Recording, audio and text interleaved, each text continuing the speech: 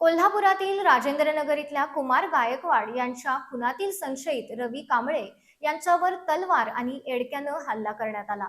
यात रवी कांबळे गंभीर जखमी झाला असून राजारामपुरी पोलिसांनी या प्रकरणी श्रीमंत गवळी आणि सचिन कांबळे उर्फ टिंग्या या दोघांना अटक केली आहे। या दोघांसह 9 जणांविरोधात गुन्हा दाखल झाला असून पोलिसांनी फरारी हल्लेखोरांचा शोध सुरू केला आहे।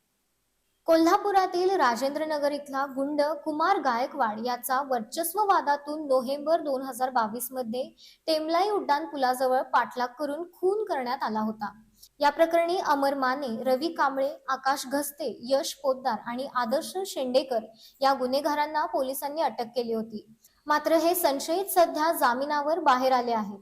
यातील कनान नगर इथं राहणारा रवी गोविंद कांबळे हा रात्री त्याचा राजेंद्रनगर इथला मित्र स्वप्नील ढाकरे याच्या घरी जेवणासाठी गेला होता।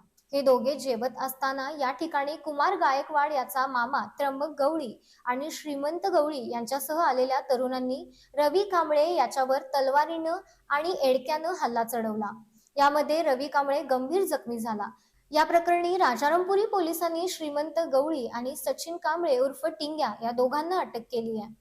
या दोघांसह त्र्यंबक गवळी, अमित गवळी, सुमित गवळी, सोन्या जगदाळे, सलीम शेख, शुभम उर्फ अक्षय मुळे आणि कार्तिक बल्लाळ या 9 जणांविरोधात गुन्हा दाखल करण्यात आलाय। या हल्ल्यातील फरारी झालेल्या हल्लेखोरांचा शोध पोलिसांनी सुरू केलाय।